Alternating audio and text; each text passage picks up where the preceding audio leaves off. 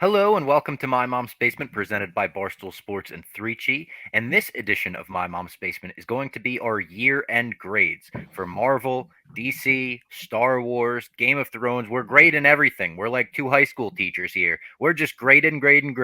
I'm here with my co-teacher, Clem. The co-teacher. It's always good when you. It's always a little scary when you have the co-teachers, the two teachers in a class. Sienna last year had three teachers in her class, which was wild. Three. Yeah, because I think one in each grade.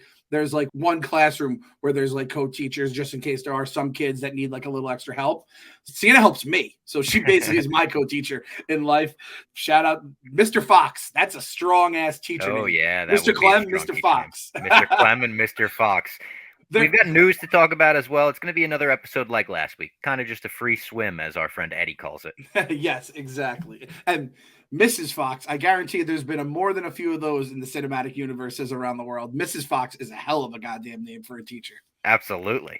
So before we get into news, before we get into some new trailers, mid-year grades, and all that, I wanted to tell you this funny story from Army Navy. I had a crazy weekend, as we mentioned on the That's pod right. You had the last crazy weekend. weekend. Yeah. So we did Rough and Rowdy in Providence, which was amazing. If you watched it, you know it was one of the best cards we ever had. Amazing fights, amazing knockouts, very funny moments in the crowd with the fighters, all of that. We go right to Army Navy, and then we wound up going right to Patty the Batty's fight, which he absolutely dominated. It wasn't even close. I don't even think they should have even went to the cards. They should have just said They Patty should have gets thrown the towel. Honestly, they should have said throw the damn towel. But at Army Navy, I met tons of stoolies and tons of basement listeners, and I really appreciated that. One of which came up to me right before I was about to do my segment on the college football show, which was just like take a shot at Proper 12 because it was kind of the sponsor, Yep. Conor McGregor, all that. And someone came up to me and they said, "Oh my God, I watched the Game of Thrones stuff every Sunday. We loved it this year. It was our favorite thing to do in the house." I said, "Thank you so much." We took a picture. I walked back to where I was doing the segment, and all of the Proper 12 girls went, "Oh my God, you were in Game of Thrones?" Oh, wow. And I had to say, no, no, no, no, no. I did the second largest podcast about Game of Thrones weekly. Yes. Bob Fox. If Lady Fox wasn't in the picture right now, that's when you tell the Proper 12 girls, yes, girls, I am in Game of Thrones. I show a picture of me with the eye patch and the wig on. Yeah, I'm like, yes, remember? Oh, it's like we have Game of Thrones at home, and that's basically the picture of you, right? That's that meme in particular. It's funny you mentioned that. I had a story. I had a story at the dozen where you go up and you meet the people afterwards who are in the crowd, and one guy was like, "Every morning listening to you guys on House of Stools was the best. It got me through my day." And I was like, "Man, so just shout out all the basement people, all the basement boys and gals out there, and shout out Bob Fox for just keeping himself honest in front of the Proper 12." I had to. I You was like, no, no, no, no, no. you kind of could pass as one because, like, the long hair, I think that kind of throws you into like a Westerosi world because they You didn't think probably so? go to the barber that much, right? Yeah, So you feel no. like someone with long hair could definitely get away with it. So that's incredible. But like you said, shout out to all the basement listeners and specifically the basement watchers this year on YouTube. I shared the numbers on Twitter. Last year, I think the channel had about 455,000 views in 2021. Nothing to scoff at. I was proud of that at the time. I said that's great start for this channel. This year we had 7.1 million, and it's still going. We still got half a month to go in the year, so I'll keep counting as it goes up. But just a crazy rise, and one of those where I was like, no matter what, I'm happy with those numbers. The 500,000 to 7.1 million in a year. That's some awesome growth, and it's thanks to all the listeners out there, all the basement boys and girls. Shout out all the basement boys and girls, and shout out Uncle Dana too. He always gives us a nice spike. Yes. You're like, oh, that's Shout what Dana out White was. Uncle Dana. Exactly. You could see the spikes. It's like, that's a Dana interview. That's a Dana interview. So let's get into some news this week, Clem, because there's a lot. The first item I want to bring up is one that broke, I want to say, immediately after we stopped recording last week. We were saying, it'd be so cool if they did a Batman Beyond movie. Imagine they brought Michael Keaton in, he played Bruce Wayne, and you do the whole Terry story, you bring in Ace the dog, all of that. And right after we hit end recording, it turns out that DC just canceled a Batman Beyond movie starring Michael Keaton. I was like, motherfucker. We got tweets about it immediately. It's a bummer, but it's one of those bittersweet things because James Gunn is in charge of the DC universe at this point. and it never really felt like for the past few years that they had a roadmap, that they had a timeline that we could all follow as fans. We know this is coming out and that could lead to this and that could lead to this. So the fact that they're streamlining it in a way and making sure that everything's going to be connected, it hurts that this was canceled, but it's for the best. The gun is already smoking. He's already coming out firing, and that was unfortunately one of the things that got lost along the way. It's good though. There's a process being put in place. DC kind of ran their universe the way Barstool runs its universe. That's not good for someone with the size and catalog of DC. It's kind of the charm, the Barstool difference, right? The DC difference doesn't have that kind of charm. It just turns crazy fans either into angry crazy fans or like whatever you want to call the Snyderverse fans, right? We're just lunatics with hashtags weaponized. But it's good the stuff's in place. Unfortunate. Again, I was kind of the thought of Michael Keaton, love having as the Batman. It's going to feel weird if we're going to have two Batmans. If they do it right, which I think they could with James Gunn, thumbs up. However, it just felt weird. Not going to happen, it sounds like, at least in this iteration. So I think I'm all right with it. But I always yield to you, Bob Fox. That is your boy right there. Again, I don't when the X-Men come into the picture, that'll kind of be my love. This is your love right here. So I yield to whatever you say. Well, it bleeds into another Batman story. We heard rumors that James Gunn and Peter Safran were considering adding Pattinson, Robert Pattinson's Batman, to the DCU, which I want to say right now, brilliant move from James Gunn being like, throw the DCEU out the window. There's never a reason for that unnecessary E in there. It's just the DCU from here on out. Much easier to say. I love it. But James Gunn came right out and he said, nope, this is untrue. He said, I respect you as a journalist. You're one of my favorites. You just have a bad source here because we're not considering adding Pattinson to this universe. So we will probably wind up having two Batmen somewhere along the way in the DCU, but I like this. I was really trying to, when he didn't come out and say this was untrue, when this was just out there as a rumor, I was trying to picture how you could mesh the two together. And I was like, we know Peacemaker is going to exist, right? Like that's going to be a thing going forward. It makes sense. That being the same exact universe as the DCU we saw in the Batman feels weird. It doesn't feel like it's necessarily connected. I can't imagine those butterflies going into fucking someone's nose in that movie. Like, so I was really trying to like sell myself on it and go, maybe they could do a soft reboot type that, but I don't want them to soft reboot it. I want Matt Reeves to have his own playground in that Gotham and do some dark, twisted shit like he did in the first one. Like, I enjoy the separation. So I'm glad that James Gunn came out and debunked this rumor. I kind of wanted just to have one Batman because I have a simple brain and there's enough fucking universes and stuff as we're going to get into as well in some of the Marvel news, which I guess if you think like there was kind of an MCEU when you kind of just had Spider-Man living on his own, right? In his Sony island, and then the fucking X-Men living in 20th Century Fox once upon a time. Oh my God.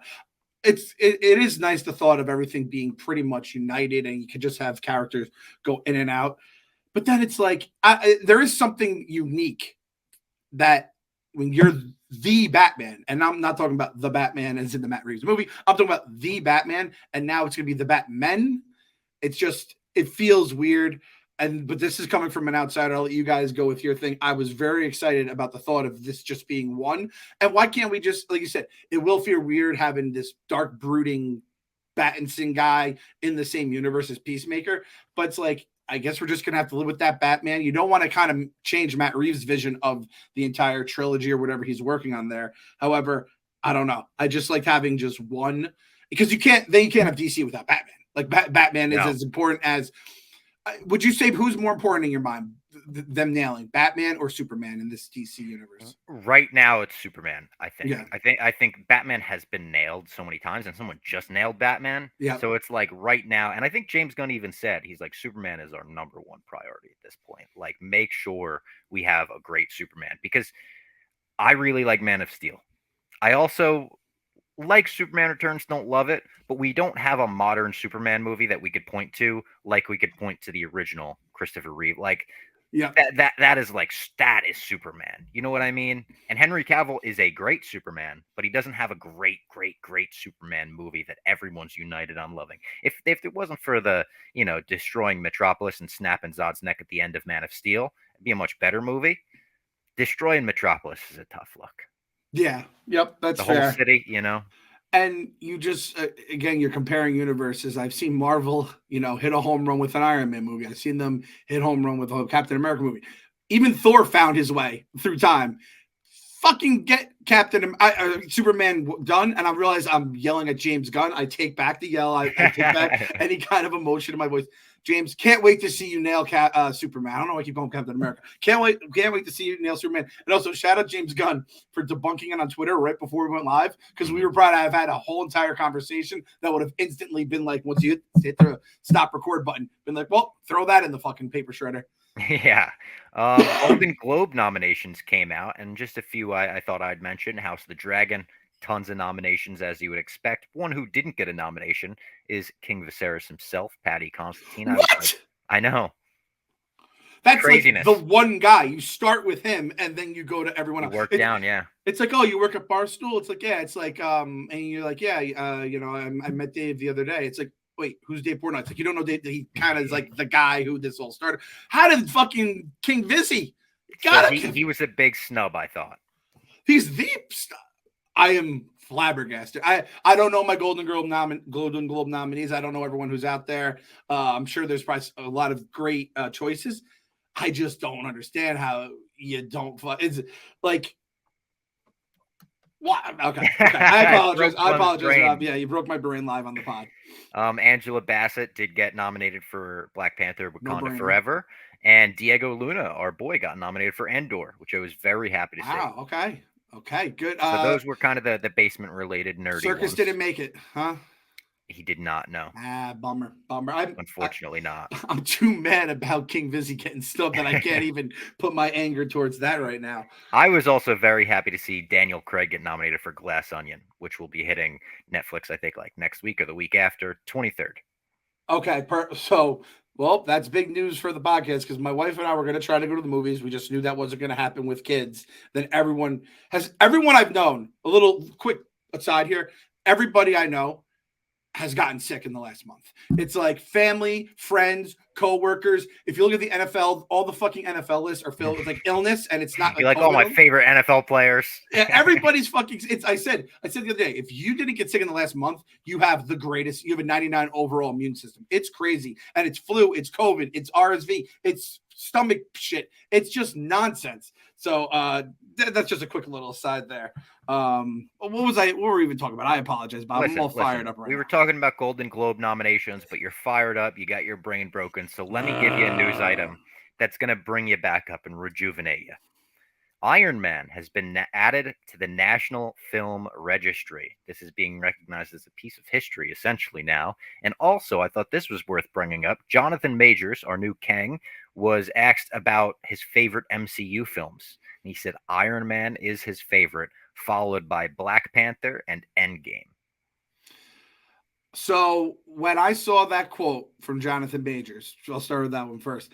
I was like, fuck yeah, like Kang's an Iron Man guy. We're on the same side here. And then I'm like, it's kind of problematic considering I'm a T guy, the T-Man. T-Man also killed my guy, the Iron Man. So there's a lot of emotions. So then he's like, and then Black Panther and then Infinity War. And then I'm like, wait a minute. Why don't you have Endgame on the list then, Jonathan? No, it is Endgame. It's Black Panther and Endgame. I'm sorry. He said Endgame, and then I'm like, how did you not say Infinity War? Like, come on, dude. That may be the best movie out of all of these. But it does make sense. And for all the joking we've had over the years between the Cap versus Iron Man matchup, it's crazy to think that this entire thing started with that Iron Man movie. I still remember seeing it in the theater and was so jazzed up about it, and never thought in a million years it would actually lead to this. And I also can't believe Iron Man was cool. Iron Man was like, again, he was just kind of whatever in the comic books. Maybe I was young. Some of his humor went over my head, the Playboy stuff or whatever was in there. But I feel like, man, that's a fucking huge piece of history. So I'm sure James Cameron's going to cry and fucking stomp his feet and all that kind of stuff. Speaking of people getting sick, James Cameron's sick. COVID. Oh, yeah, exactly. Couldn't attend the premiere of Avatar. Good luck trying to go to fucking Avatar for 3 hours with your fucking between your bladder and COVID-19. So, and that's what I was going to say. I had no idea. My wife and I were going to go see the movies, but everyone got sick in the house, including us. I couldn't go see Glass Onion in the movie theater. Yeah. And I was like, I'm just going to go watch it on Netflix probably this week. Good thing Bob Fox told me I have to now wait till the 23rd. Perfect Christmas break movie. Could not wait to see it. And you said Daniel Craig got nominated. So He that's did, fucking yeah. awesome too. He's awesome in it too. Do you think we get another MCU movie into the archives? Yeah, I bet Endgame will go because Endgame was at one point the highest grossing movie of all time. That's true. So I bet that enough is worthy of that's history, right? Until a little bitch boy put his Yeah. fucking blue Pocahontas movie back out there to take back the title. Oh, it makes me. And you know what sucks too? I know I'm gonna love Avatar too. I'm seeing the reviews for it. I'm like, fuck, I'm gonna love this movie. Yep. And did you see what Cameron said too? He's like, if you go to the bathroom, don't like. They said, James, what do you think about the people that are gonna miss scenes when they go to the bathroom? And he's like, it's okay. They're gonna come back and they can watch it again when they come the second time. I'm like, oh, you're such a smug prick. And Stu Feiner was throwing out shit about basically. I saw that. Yeah. If you're an Avatar fan, you're a virgin. Having Stu Feiner, it's like James Cameron's like, I have all these special effects, 3D things that'll bring, but it's like, and we have a Stu. It's like, ready to roll. He's just our Hulk that just comes out of nowhere. His quotes, it just every day there's a new James Cameron quote where I'm like, this guy's coming off like a douchebag. He had one where he said the studio gave him 0 notes about the script for Avatar 4. Not 3, not the sequel. 4. Their only note was, holy fuck. Which, like, dude, shut up. Just shut up. Do you think there's a chance he's just trolling us? Like, I feel like I'm falling. He might be. I'm falling. This is how when I see other people fall into Dave's traps with like, remember the union stuff, and they were all like, whoever's most recently the Justin Gaethje stuff. Like, oh my god, it's this, it's a circle. Time's a flat circle. So I'm like trying to think: do I ignore James Cameron or do I like fight this war? Well, I'll follow your lead, Bob. Because I think we're getting got to some level. But he's triggering me. He's successfully triggering me. I'm triggered. Look at this face. This looks like a guy that gets triggered. I know. And like you said, we're gonna go see it. I mean, fuck. Next week in the basement, we might just do like a review of it all, and we're gonna be like, that shit was fucking awesome. So probably will be. God damn it. God damn it. I also just wanted to mention, because we were talking about Iron Man, Robert Downey Jr., we get our first look at him in Oppenheimer this week, the new Christopher Nolan movie. Looks completely different. Just like, he looks like an old man. He's bald, basically. He's got almost like the Dr. Phil, the hair around the sides. But that's one of my most anticipated movies for 2023 is the new Christopher Nolan Oppenheimer. I haven't seen. Is that the one where he did the nuke? He remade the nuke, which is just a banana story. Nolan said, he recreated the first nuclear test without CGI. The fuck? He nuked something. Hubs blogged and he's like, "What? Like this guy just has yes men around him. Like, yeah, do that, man. Like, what are we doing right now, Nolan?" I remember, I think for Dunkirk, he dropped like the most expensive IMAX camera ever made out of a plane into the ocean for a shot. What a fucking maniac! I love him though. Yeah, I was gonna say this podcast could go right back to the Dark Knight if we don't watch ourselves. I will say this too. I think I'm gonna take Sienna to Avatar. I don't like how I have to see it. I was gonna say Oppenheimer. Yeah, gonna take her to see Oppenheimer. And I think I have to do it at the legit IMAX and like blow her brain, like she's gonna do it in 3D too. I'm like, I like 3D movies, but I guess if you're doing it, if you're when in Rome, that's the only way. I will not watch an Avatar movie unless it's 3D IMAX. And I'm not talking about Limax where it's on the regular size movie screen. I'm talking about shit that's aquarium size. Where you like, And I almost went on a rant last episode about this. I fucking hate those fake IMAX theaters. When you show up and then you're like, "Where's the IMAX theater?" It's like you're shitting. It's like, no, this is a regular fucking movie theater. Don't give me the technology, people. Like Jeff D-Lo has to be on our side of this. Oh, he is. Right? He hates Limax. Yeah. Okay, I fucking despise Limax. And if you don't know, there's only like not a couple, but there's a very finite amount of real IMAX screens in the country. They're like, you could Google it. There's a real list out there, but like 99% of IMAX screens out there, fake. The old lane. Fake. I got spoiled. I grew up with aquariums, and you go and you'd see IMAX, and you'd be in like feel like a stadium. So it's gonna be such a good goddamn movie. Fuck you, James Cameron, for doing this to us. Deadpool 3 starts filming in May, and there's lots of rumors about the TVA being highly involved in this one. We've heard rumors of Owen Wilson reprising his role as Mobius, not Morbius, not to be confused with Morbius. But this could be playing off the ending of Deadpool 2, where he goes back into the timeline and he, kills the original Deadpool and makes all those changes. He could be making time infractions and the TVA is going to be basically going against Deadpool as he kills the Fox universe. That's the concept that people are saying that this movie might be based on. That sounds amazing to me. That sounds like the best like concept you could have. I love this. It's kind of like a life imitates art, where it's like this timeline we're in, where Deadpool is now in the middle of this multi-universe storyline of the MCU, and he just happens to be coming in now. It's fucking great. And Wolverine in a road trip movie, they said. Yeah, yeah. And what was it Ryan Reynolds tweeted at Miss Minutes or something like that? I think that's where this all like really got its footing. And there's a lot of shit that I forgot all about when I started reading all these rumors in the TVA and stuff like that. So there's a lot of fun. Imagine like has Owen Wilson ever been in a movie with Ryan Reynolds off the top of your head? Off the top of my head, is there? I want to say no. Is there like a 6 degrees of Kevin Bacon? We can figure this out. No doubt, there absolutely is. Because because I feel like that's just a good. That's Ryan Reynolds is such a good actor, right? And I do feel like who else is too? Jake Gyllenhaal. That guy doesn't get enough credit for being like one of the best actors of our time. I just watched Prisoners. Have you seen Prisoners? No, I've never seen. Holy shit, Clem. This movie is unreal. It's him, Hugh Jackman, so it's Mysterio, Wolverine. They've got fucking Amanda Waller. They've got the original Rhodey, Terrence Howard. They've got Paul Dano, the Riddler. Okay. Superheroes all over the place, but oh my God. Wow. If you haven't seen Prisoners, must watch. It's on Netflix. All right. I'm going to check that out. And by the way, for the record, never been in the same. They have two is their Kevin Bacon thing. Owen Wilson was in Secret Headquarters with Michael Pena. He was Luis in Ant-Man, and they were in Turbo together with Ryan Reynolds. So I think that would be a good combo. Owen Wilson, Ryan Reynolds on the big screen. So we'll see what they have for us. But Deadpool is going to be we'll go. I'm sure we'll do like a preview in a few weeks for 2023. That's easily in my top 3. I think I said this a few weeks ago on the pod. Definitely in my top 3. That's not 2023 though, unfortunately. Oh, that's right. That's right. I'm sorry. Yeah, you're right. That one we're gonna have to wait a while for. And the final news item I had, we have our first look at Joker 2. It's a picture of Joaquin Phoenix not in the Joker paint, just getting shaved. This could have been an outtake from Joker 1. Like this got put out, people got excited. I get it, whatever. This did not excite me. I was like, that looks like a picture from the first one. This will not be a Joker anything stand podcast anytime soon. I still only basically acknowledge Heath Ledger as my Joker. Not my hashtag, not my Joker. That's our hashtag. That's our hashtag for this episode.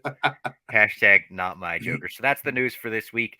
But the biggest news item in the nerd world was actually a trailer that got released for Across the Spider-Verse, the sequel to Into the Spider-Verse, one of the most critically acclaimed superhero movies, maybe of all time, honestly. And I think deservedly so. I blogged it. I said it has everything you would ever want in a superhero movie. The humor, the gorgeous animation, the amazingly likable characters, the simple but like very full of heart story. The villains, Kingpin and the Prowler, were both phenomenal in that movie.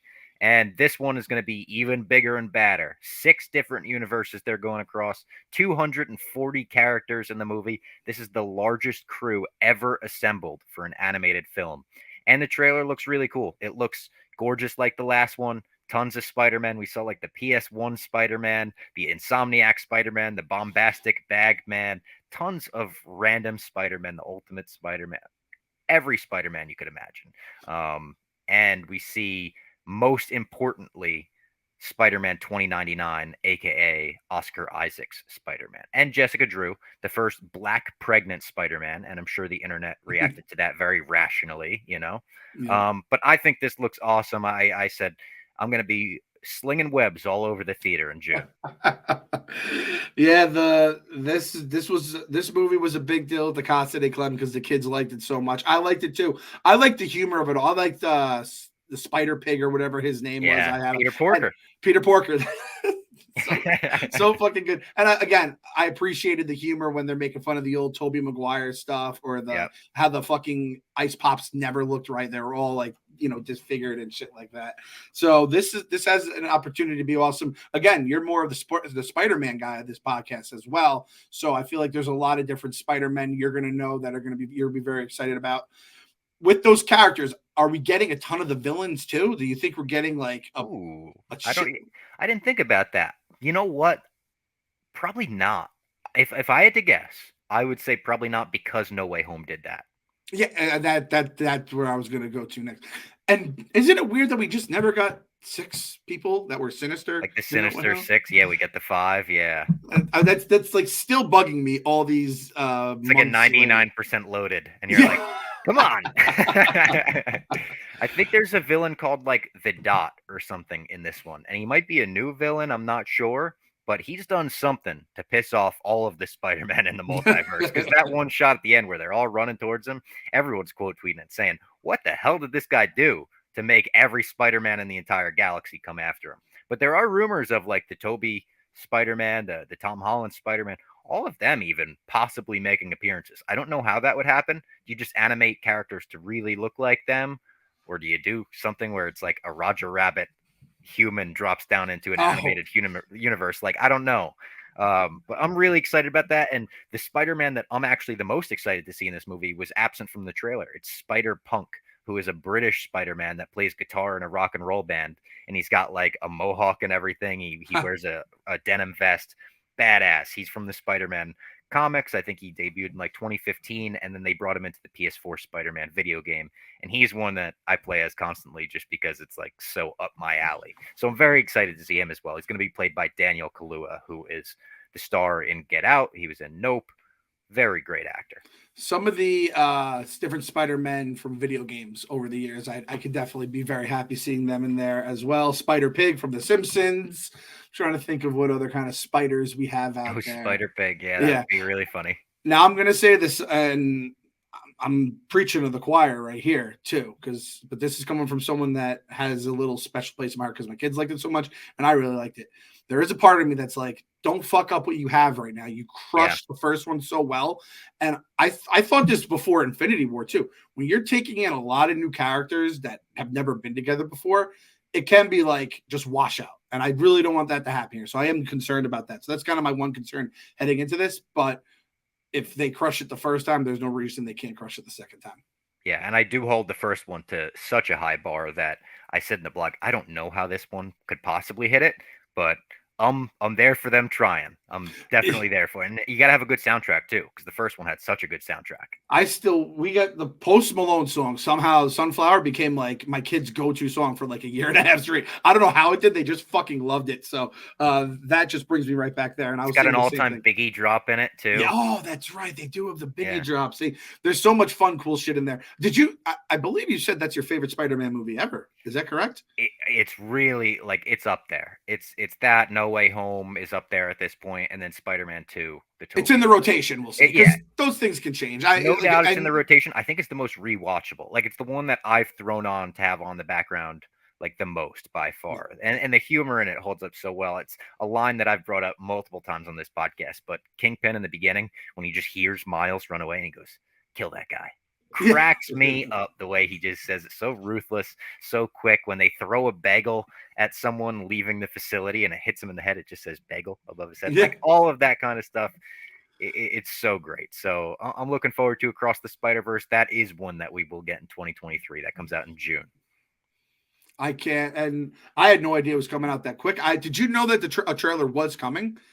No, it kind of Yeah, snuck up on us. I didn't. yeah, it hit me right in the face. It was that the Guardians one I didn't realize was going to be coming. So I guess I should learn to respect it. I guess it makes sense. I imagine for the Christmas movies they want to have these things running in the theaters, right? So True. I guess note to the Basement Boys in 2023. Some cool shit's coming, boys. If it hasn't come out yet, it's coming this week. And I remember seeing the teaser for Into the Spider-Verse the very first time. I remember it like it was yesterday in the movie theater, seeing the teaser for it and being like, they're going to give an animated Spider-Man movie a theatrical release, like in the year of our Lord? What are they doing? And then going to see it and being like, all right, I'm fucking in love with all of these characters, and they're the best, most likable characters I've ever seen. Yeah, and add in the fact that Sony ain't exactly wasn't known for crushing the Spider-Man Yeah. as of late at that point too. So yeah, And the Stan Lee cameo too, where he's like, anyone can wear the mask because it's one size fits all. Them re-showing that in this trailer, brilliant. Like re-showing all the moments from the first one, reminding everyone how great the first one was. Good move. Yeah, and I will say this is in terms of the kids' excitement, right behind Guardians 3. Because we watched it, Sienna was jazzed up, and then she goes, Dad, I want to go watch the Guardians 3 trailer again. And I was like, oh shit, I forget every time I watch it, I forget Space Hog in the Yeah. meantime is on. I'm like, oh yes, this is awesome. And then I start like crying inside because I know all my friends are gonna die. And then another trailer that snuck up on us, especially because I don't think we had even heard of this being a movie in production, a movie existing. It's a movie called 65. And I wanted to bring it up on the podcast because it stars Adam Driver, or Sweet Prince Kylo Ren, Ben Solo. And it looks really fucking good. It's a sci-fi movie that's getting a theatrical release. That's very unique concept from Sam Raimi, producer Sam Raimi. He didn't direct Mm-hmm. or write or anything like that, but it looks almost like Planet of the Apes ish in that we have an astronaut. It looks like it's the future. He crash lands on a planet. He's like, some aliens around here. You realize they're not aliens, they're dinosaurs, and we're not in the future. We're 65 million years in the past, and this is Earth. And I think it looks like Turok. If Turok was Yes. a movie, that's a reference that maybe some of the younger people that listen to this podcast won't get, but that was a game that I grew up with on my brother's hand-me-down Sega. I think this might be a movie we have to talk about on the basement when it comes out. So first of all, thank you for that Turok. I wouldn't even play Turok, but that is my generation right there. But my old soul, Bob Fox, shout out Mike Fox for giving you the classics at that age. The first thing I thought of when I saw it, and if you rewatch it, watch it again because you see that little like spine like go in the water. Yeah. I'm like, yo, this is Dagobah. We're in the Dagobah Oh, system yeah. right here. If watch it again, and if you watch it until you see the T-Rex show up, you're like, holy shit, there he just landed in Yoda's house is somewhere in this fucking in this place. I like this for one reason. It's doing one thing. It's telling Jurassic Park, hey, dickheads, you had 100 swings at this fucking thing, and you couldn't fucking recreate. Dude, we are basically a year away from. I don't know. Fuck, is it next year? It's third. Jurassic Park will be 30 next year. Is that right? This year, 93. Yeah. I'm sorry. So like, yeah, in Well, a couple yeah, of weeks, yeah, it's yeah, going to yeah. be 30 years old, and there's been one great Jurassic Park movie, at least in my humble opinion. And listen, this is someone that every time I saw a Jurassic Park trailer, I got hyped as fuck. I couldn't wait. I think I read The Lost World. Like I read the second movie of Jurassic Park before it came out because I was so excited for it. But after the last Jurassic Park, not the one that just came out, the one before that, Jurassic World, where they're like buying dinosaurs at like an auction, like some like weird underground auction. I was like, I'm out on this. They've lost to the card of being the only dinosaur franchise. It's now public domain. I want everyone making dinosaur movies. I've said this for so fucking long. It was like one of the first things I ever blogged at Barstool. I could just watch a movie where it's a Jurassic Park, where it's a zoo of dinosaurs, and nothing bad happens. It's just you're going from one place to the other, and the dinosaurs are just there, and you're just watching people pet them. I could watch dinosaurs all day long. Adam Driver, happy it's like I don't have to deal with him ruining Star Wars universes. Don't see him on the big screen anymore. I could not be more. I can be more excited for this movie that I didn't even know was existing. But I'm happy that they just fucking basically they did that old meme where they took the chain off of fucking Jurassic Park. You're no longer the fucking only dinosaur movie making franchise out there. Because I mean, there might have been. Is there any other dinosaur franchises or movies that we know of? Land Before Time. Yeah, I'm talking like recently though, with like the reels, not, like like the animatronic, like the CGI kind of things. No. Right? So it's like fuck it, it's public domain now, and King Kong fights one and the Peter Jackson one, and that's sick. And that that's was awesome. sick. That's like that was like the coolest scene. Yeah. We saw Savage Land or whatever for like a brief second. Doctor Strange, you're like, oh shit, that would be cool if they get dinosaurs involved. Jurassic Park, you had your fucking chance, and I know Hubs is a I'm pretty sure Hubs is a big Jurassic Park guy. I know RDT is a Jurassic Park guy. There's no one who wants Jurassic Park to succeed more than me. But it's just gotten. I didn't even watch the last one. I was like, I'm not doing this myself. And I even saw like all the Jurassic Park heads on Twitter were like, man, I know I didn't see the last one, and I'm a big Jurassic Park guy. I still haven't seen the last one. And like I watched the one you were talking to, the auction one, the second Jurassic World, and I was like, and I think the first Jurassic World, it's not great, but I think it's good. I think it's like a totally watchable reboot. The second one is so bad, but there's something about dinosaurs in a movie where I made it through the whole thing, and I was like, it was bad, but it was fine. You know, it was one of those like I'm not gonna ever rewatch it, but for the 2 hours, I had a decent time. I feel like even the new one's gonna be like that, even though it's bad. That it's out on Peacock. I think I could watch it. But yeah, you know what I think they should do? I thought about this while you were talking. If you're doing dinosaur movies, I want to see Godzilla 65 million years ago, and he's the reason dinosaurs are extinct because fucking Oh, Godzilla got into a nuclear atomic war with all of them. I could get down with that. Yeah, I mean, you don't have to go like real life kind of shit, right? It's like you can Yeah, just do get weird crazy. shit. Yeah, Yeah, do weird shit. So, by the way, so Jurassic World Dominion, which is the one that came out this year, yeah. 29% Rotten Tomatoes. That is fucking tough. And Ooh. audience score 77%. Jesus, I did not see that Oh, coming. So I actually, because again, I'm more of the audience score than anything else. Fallen Kingdom, which is the one that yeah. we That were one talking stunk. about, 47%. Audience score 48%. So that one was just a stinker all around. Okay, so the audience thinks at least the new one is a rebound off that. Yes, and then Jurassic World, like you said, the reboot, 71% tomato, 78% audience. So I feel like there's a chance Dominion doesn't fucking stink. Maybe it's better than two, which isn't hard to do. I don't think Yeah, it that's was a true. really bad movie. My daughter, she loves Star Lord. She has a crush on him. She says it all the time. And I could not care less about Chris Pratt being in a movie. I was like, no, I'm good. Chris Chris Pratt and dinosaurs. You should have to like, Pratt going like that the whole time. yeah. It's like, oh, I Go get back. it. He could like he trains the Raptors, but this is just weird. Can we do anything else other than this? So yeah, Adam Driver, congratulations. Yeah,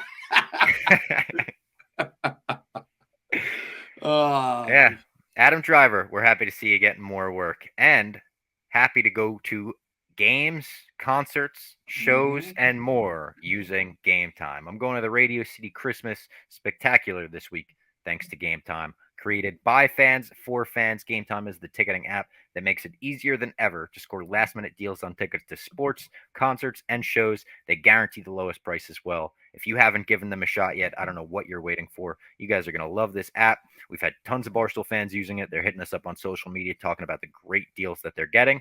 And I've been using it all year. I've gone to multiple concerts, I've gone to games. You can go to Ranger games, Nick games, go to see Taylor Swift on tour. Ticket prices are crazy for that. Game Time is probably your best option for that. So easy to use, amazing deals. It's the fastest growing ticketing app in the United States. You're going to love it. Download the app, go to the account tab, create a login, and redeem code BASEMENT for $20 off your first purchase. Terms apply. But download Game Time, last minute tickets, lowest price guaranteed. It really is the best app in the game. So Rage Against the Machine, Turnstile, Red Hot Chili Peppers, 1975. So many different great artists that are on tour right now, thanks to Game Time. And I bet if we ever figure out a way to clone dinosaurs, they will have a thing where you can get cheap tickets to see dinosaurs live in person. Exactly. There used to be shows that traveled. I don't know if they still exist. I went to like an arena dinosaur show where it was all animatronics and shit. I can remember as if it was yesterday. I went up to Albany, New York, and they had the dinosaur footprints on the floor, and you'd follow them to go from place to place. And it's like, I I don't know remember how it old. being pretty awesome at the time. Yeah, it was fucking mind blowing, and I like it stuck in my head. Like I'll never forget that weekend the rest of my life, and I was pretty young at the time. So, game time's making memories for people. That's why we love them.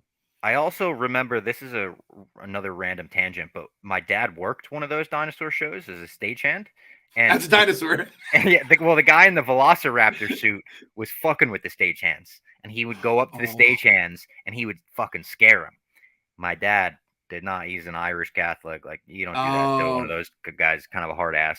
Went up to the guy who could not see through the front of the suit. He could only see through the two sides. Walked right up to him and went bah, and just fucking smacked him both sides of his head. did That like was the the last time ear, he scared him. the hot ears kind of thing, but just so switch Exactly. side his head. Exactly. Wow, that is a That fucking was move some right move. there. Yeah, that was some move. Now let's get into our year-end grades. We did our mid-year grades months ago. I think it was 4 months ago, 5 months ago, something like that. It was a little after the mid-year point. But looking back, I gave Marvel an overall B. We did all the projects. You could go listen to the episode. It's just a couple episodes past. And I gave DC a C minus. They had two good projects up front, but then some bad moves later on. Clem, you gave DC just a couple question marks. They were just in no man's land, and you gave Marvel a B as well. Now we'll do year end. We'll do not just Marvel and DC, but we'll throw in Star Wars and Game of Thrones as well. Yeah, and so at the point of the mid-year, we had Moon Knight, Doctor Strange of the Multiverse of Madness, Miss Marvel, Thor: Love and Thunder, and then like kind of the future announcements that we knew were coming out. Based on all that, you said B, I said B. DC, Peacemaker and Batman had already come out. but then the thing that lets you going, because Peacemaker's an A+ for you, Batman's an A+ for you. I'm A+ Peacemaker, B for Batman. Then delayed all their movies, canceled Batgirl, and The Flash became an international terrorist. That plummeted it down to a C- for you. Yeah. And again, I was like, I don't know. Like it was just question mark, question mark, question mark. So that's where we stood as of say June, July, whenever we did this, September. So now we have the full year to kind of figure it all out and see how we all did when it's all said and done. I believe before I remember making the NFL analogy, I'm like, DC, let's get like 8-8 season out of this. Yep. If this is like the old school NFL schedule, stuff like that. So we'll see how it all pans out when it's all said and done here. Where should we start here? DC, Marvel, Star Wars, Game of Thrones. I think we start with Marvel just because if we want to stay, we'll go Marvel, DC, Star Wars, Thrones. Perfect. Yeah. Okay. So Marvel, since we did that, just put out She-Hulk and Black Panther Wakanda Forever. Just 2 projects. I graded those as well. We graded all the initial projects in the first episode. For She-Hulk, going back, I gave it a B minus. It's the same thing I gave Moon Knight. People are probably going to say I'm being too lenient or I'm giving that too high a grade because I know a lot of She-Hulk haters exist out there. It's not a show that I can picture myself going back and rewatching, but it was a show that I enjoyed at the time, and especially like that last episode, the first episode. It had a lot of great moments and it had a lot of great comedy, especially. So I gave that a B minus, and I gave Black Panther Wakanda Forever an A. Wasn't quite that Peacemaker Batman A+ for me, but I really did think this was probably Marvel's strongest showing of the year. Yeah, it kind of it's kind of crazy looking back that the 3 movies that came out were Doctor Strange, Thor, and Black Panther. Those are some pretty heavy hitters for the characters that we have currently existing in the MCU. I don't even remember what I gave. I don't know if we actually gave letters for, or I'm trying to think of the fast food and stuff we gave for She-Hulk and Black Panther. But I don't. I'm Marvel as a B beforehand with those included. I don't think it really bumped it up to a B+ or down to a B-. I think we're just very happily B. I like, again, we probably like She-Hulk more than a good chunk of people, and Black Panther was good. We were happy with it, right? So I think Yeah. all things, it felt I have it same. I have them stuck at a B, which yep.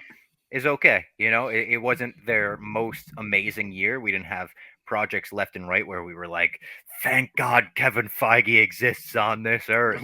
It was just a year where a lot of stuff we were like, all right, that was really good, or that was a little under our expectations, maybe where we weren't the audience for that. Yeah, I mean that was Miss Marvel C+ for both of us here. I'm looking at the Yeah. at the sheet right here. And that's Even also why I gave She-Hulk a B minus, because I did think it was better than Miss Marvel, and I gave that a C+. So just a little bit ahead of that. Again, shout out She-Hulk just for being that half hour long or whatever it was. Yeah. I might even have given. I might give it a B. It's like, but it is on a curve. It's like you're on the curve because it's like Marvel in my eyes. I always kind of like give it a glow up, and I'm like, I do love it. But then when I'm like, this next year should be so much better than 2022 was. So Yeah. it's like at the same point, it's like, am I being almost too lenient? But it's like, whatever. B. It's the good kid in class. Marvel's the good kid in class. He doesn't fucking talk when you're trying to teach the class. He gets all his shit done on time. And occasionally he blows your fucking mind. I was talking to my wife the other day and she's like, when did Endgame come out? Because everyone's brains are broken with time. I'm like, that was 2019. She's like, no, it wasn't. Was it? I was like, yeah. She's like, oh yeah, that's right. We saw in the movie theater. I'm like, babe, if I had fucking watched Endgame in like my house instead of in a theater, it would have been such a different experience, Yeah. right? Like completely killed different. us. That Yeah, assemble, we would have been like, imagine what the theater would be like during yeah. Yeah, that would be horrible. I got goosebumps just thinking about the YouTube of all the different like reactions and shit like that. So I think we're going to get more of the same, hopefully 23, 24, 25 in the future. So there you go. Marvel is a B. Moving on to DC. They released Black Adam since our last podcast. And then they also went and hired James Gunn and Peter Safran as co-CEOs. Also, we mentioned the Flash becoming an international terrorist last time.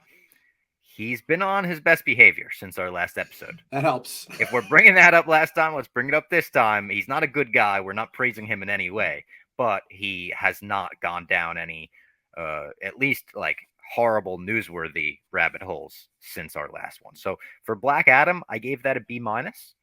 It was a totally fine superhero movie, totally enjoyable. I think that was another one that we probably enjoyed maybe more than most people, but maybe not, because I saw a lot of people that enjoyed Black Adam as well. The Rock is going back and forth with the studio now over whether or not that made money. I don't know. I don't really give a fuck, to be honest. Did you see that line where they said people at DC think that The Rock, made up some stuff? I go, it doesn't matter what you think. Come on, it's The fucking Rock. Who cares? And then for hiring James Gunn and Peter Safran as co-CEOs, that move, if I'm grading that, is an A plus. That's everything we asked for. We might have asked for the last fucking podcast we did. Like, we were so behind DC doing this that you have to give them an A plus. So I had initially had given them a C minus. Black Adam, B minus. That's got to bring it up a little bit. Hiring James Gunn and Peter Safran, A plus. That's their third A plus of the year. Like Peacemaker and the Batman, this might be a hot take, I think are better than anything Marvel put out this year. So I got to be completely honest. Going in, looking at expectations for DC and then how they outperformed them, I'm giving DC a B plus on the year. So I'm just trying to do like the numbers in my head right now, because again, I'm going off of at least with Marvel, I had the B grade. I just have 3 question marks as I look at the piece of paper from over the summer. And it's like, if it delayed all their movies, that was a C is what you gave it. Well, we can kind of just like cross that off. It's like, whatever. I'd rather know. I mean, I guess Black Adam got delayed, but it came out, right? And Yep. I guess I'd give it if I'm grading on a curve, is like, it could be a B if I want to just say popcorn movie, turn off your brain. We both liked it if you go back to the reviews. I guess you go as low as a B minus. I don't think anything worse than that. Canceled Batgirl. As of now, I don't give a fuck about that because James Gunn is going to cancel a shitload of stuff, right? And then you said The Flash is on his best behavior. Let me go on Twitter real quick and see if there's any news. Yeah, about just The Flash. type in his name. Type in Ezra Miller. See what comes up. Yeah, is it like giving babies bottles of bleach, or is it like has a new poster for the Flash? Oh, breaking news: France is up 1-0 in the World Cup right now. It's the first thing I saw when I went on Twitter. Oh, at Milky Tweets, what's Ezra Miller been up to lately? That's the first result I got. So the fact that was a question asked 21 hours ago, yeah, that's a good sign. We've done it. Okay, so thumbs up. I don't know. It's now the Flash became an international terrorist. Is now the Flash is no longer an international terrorist. Maybe. So maybe. To the best of our knowledge. Yeah, we're not. There's still things that can be done that can come out after the podcast is over. Yeah, it's tough, man. All right, so this is what I'm going to do. I have A plus for Peacemaker. I have a B for the Batman, and I have James Gunn. It's like a star. I'm giving a star. Yeah. I don't even know what A plus plus plus plus. We were begging for this for basically since I think he got suspended by Marvel. We're like, he should just go to DC and take over that shit and become their Feige. I'm gonna give DC for the 2022. They're 2022. I don't want to say it's a B plus. You said B plus. I said B plus, and I don't even know if I'm grading it against Marvel or against the expectations I had for DC. So, like, when I said Marvel's the good kid in class and would show up, DC was like the asshole in class. He's like the bully. He's basically Nelson Muntz, and you just expect nothing of him. And then all of a sudden, it's like, wait, that was like, did you copy this thesis paper for someone? That's what Peacemaker is like. Where the fuck did you get that from? And then the guy who wrote that paper is also the guy in charge of your whole studio now, the Batman. I said B. I don't have like the same love in my heart for the Batman as a lot of other people, which is fine. This is what I'm going to do. I'm going to grade on a curve. I'm going to be nice here. And I'm going to give them an A for this year. Wow. But not only, I can't give an A plus. I can't do that. No. I think that's crazy. That's fair. I'm going to give the happy face sticker. On the okay. Okay. So I'm giving the happy face sticker. I'm not improvement you're writing or something. Yes. Great. Okay. That's what it is. B plus. I'm going back to B plus you. But I'm going to say great work in red, which you got that great work when the teacher gets to you. You're like, yes. And then I'm giving the happy face sticker. I could give a star, but James Gunn gets the gold star sticker. I'm getting the happy face sticker. And it's scratch and sniff. And it smells like oh, you're trying to motivate the student for the next marking period. Like, hey, you're doing some great work here. Stay on this path. Yes, exactly. So it's like, the NFL analogy, did they finish with, I mean, I don't even know, like, did they finish with an 8-8 record? It's like they played 3 games this year and they won every game like 42-10, and then they Yeah. want to. But it's like, but they also hired like Bill Like, they Belichick. didn't put out any bad movies this year. Oh, That is an unbelievable year for DC. oh my God, this is And some people would say they did with Black Adam, but I disagree. I don't think that's a bad movie. I think that's a no. totally fine movie at worst. I'd say so. A plus B for Batman. I'll give if I all right. The Batman versus Black Adam. I can't say they're the same, so I'll say B minus for Black Adam.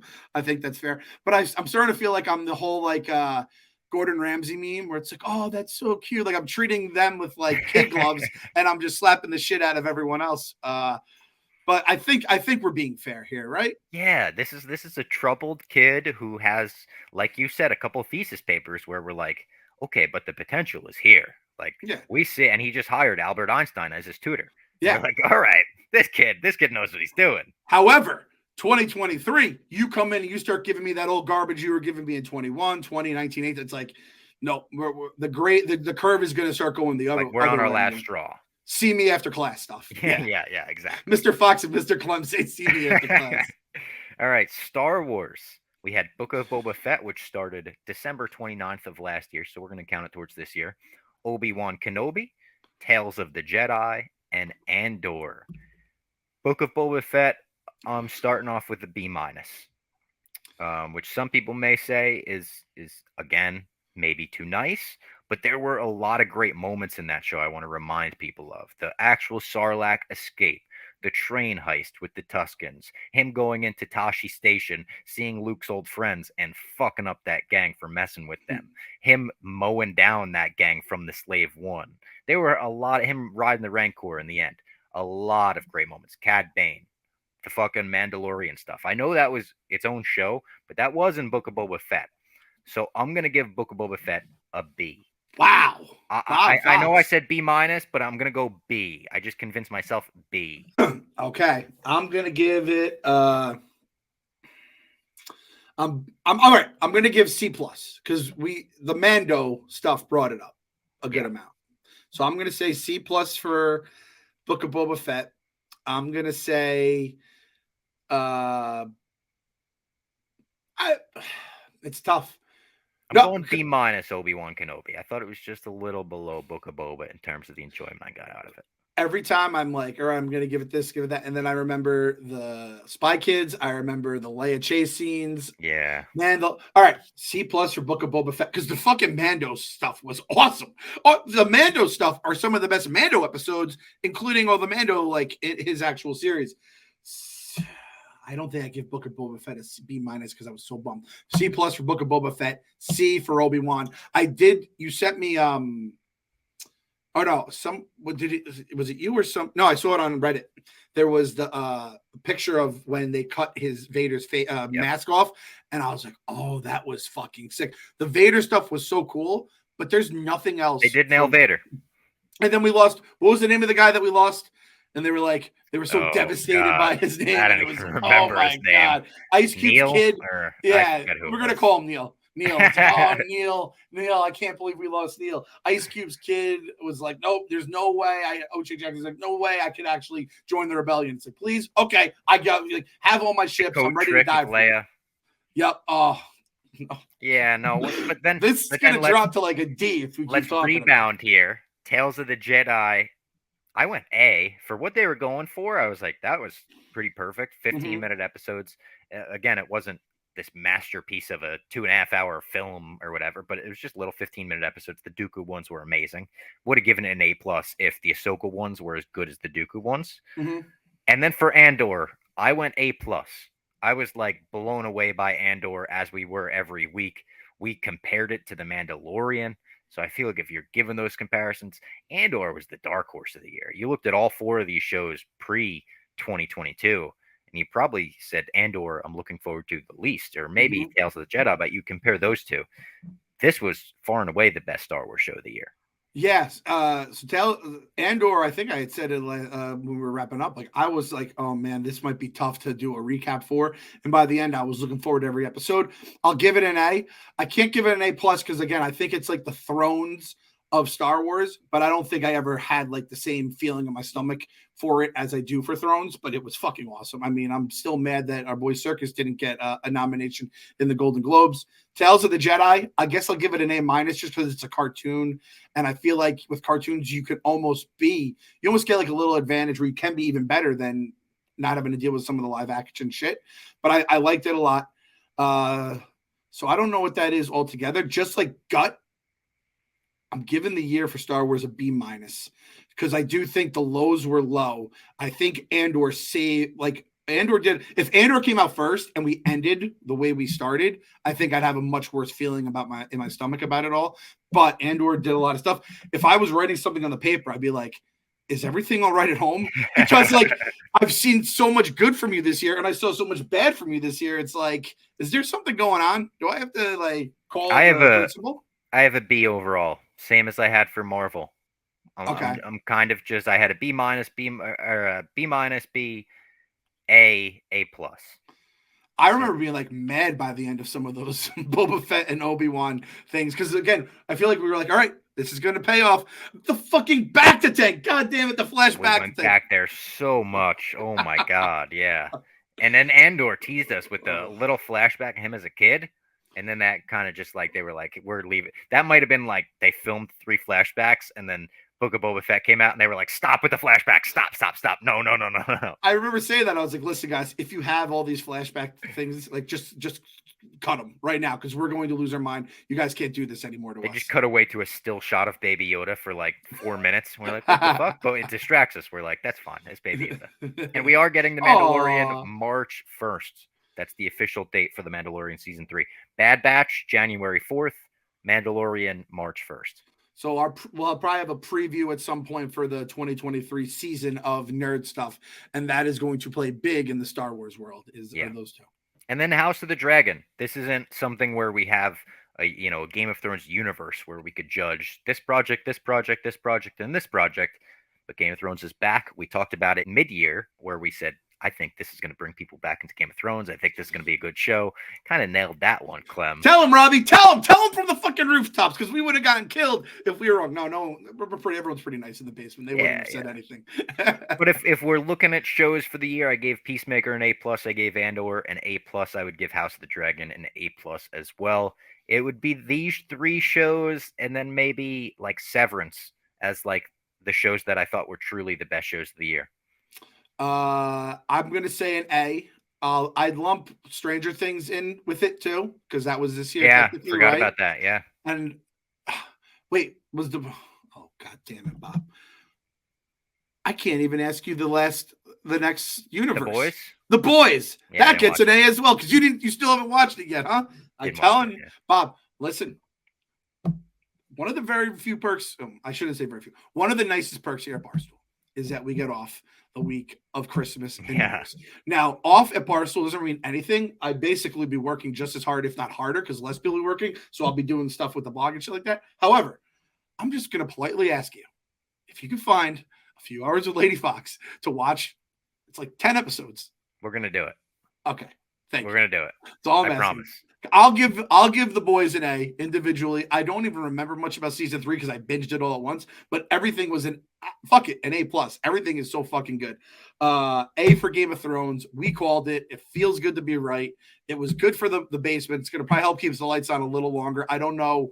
I guess it comes back in 24, which is a real bummer in all this. But just I think about just as much our podcast and everyone showing up like a goddamn asshole dressed up. Nick Hamilton completely blowing us out of the water. I mean, I still with got that intro over here, like this wig. Like, what is that even? I have my stuff right here. I got my George R. R. Martin beard right there. So it was awesome. It gives me hope for the future of Thrones. I go on like the Reddits and stuff. There's some good memes, some good discussion going on and stuff like that. So I'm very happy. It feels like we steered out of the skid. Whenever you get in that skid and your heart jumps, but now it's like I feel like we're in smooth sailing. The plane, there's no more turbulence right now. Everything is fine. Would you say in the Game of Thrones airplane right now, is the seatbelt sign off? Are we good right now? Yeah. We can feel you feel It's good.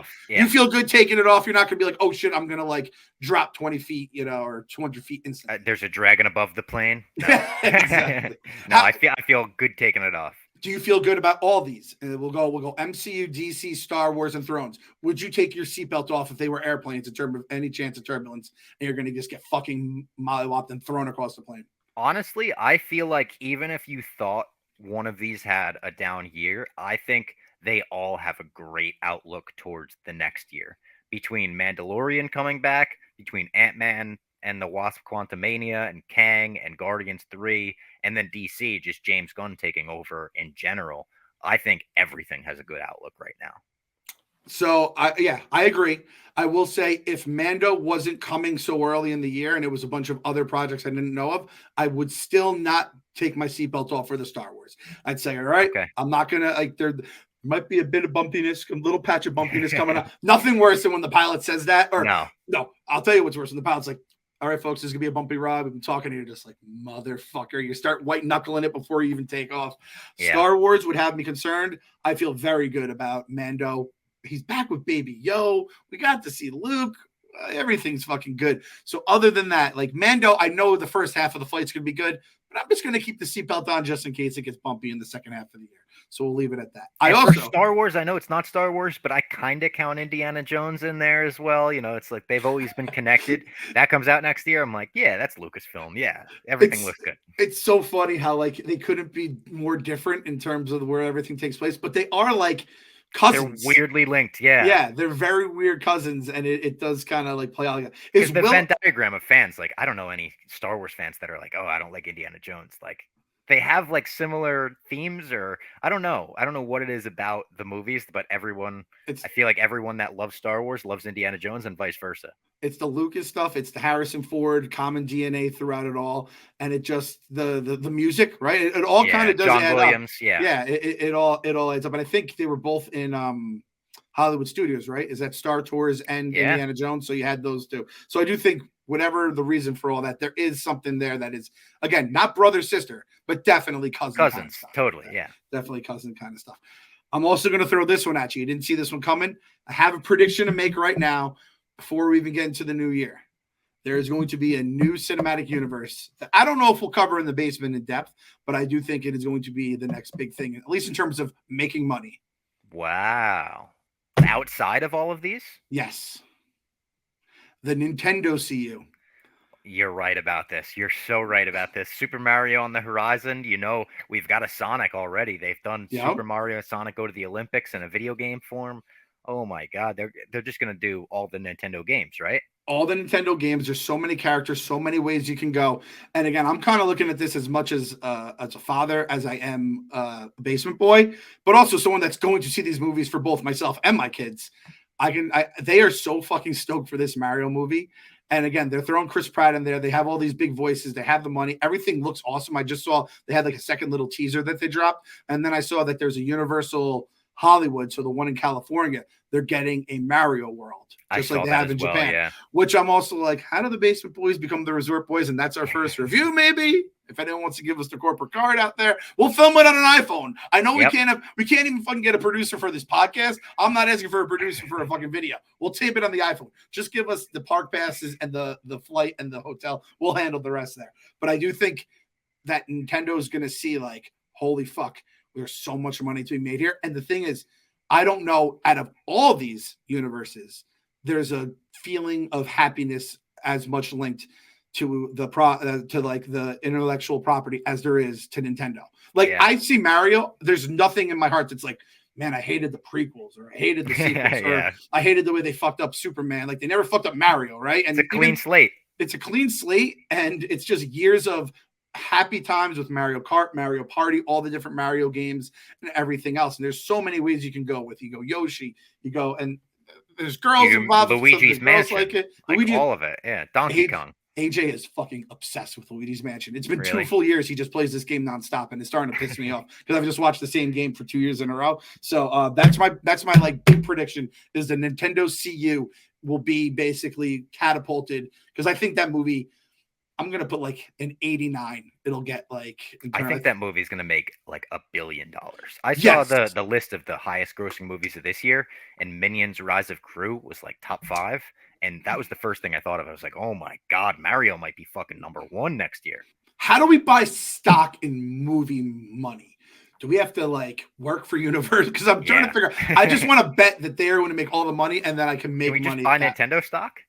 Yeah, I get. All right, that's the fuck Maybe we just buy Nintendo. We'll call up Large. We'll have them put some money in Nintendo for us because we're children who can't do that. We'll give him a shitload of money. He'll go, and here's one stock for you and one stock for you. Yeah. We'll get some Nintendo. So I think you're right about that. I think that's a great prediction. And I think these were great year-end grades. I think they were very fair. Let us know your year-end grades in the comments below. What was our hashtag for this one? We had a funny one mid-show. Yeah. Oh, it was from something early in the pod too. We lost it. Nerd something. God. We're a bunch of dopes. Listen, if you were listening intently in the middle of the podcast, you know it. tweet us the hashtag so Let we us remember. Know. Let us know what the hashtag was, because you do enough podcasts and your brains just do get shot. They turn into mush. God, I hate my brain. It stinks. We'll see you guys next week, or maybe we won't with our brains. These are your teachers speaking right now. Our brains stink. We'll see you next week.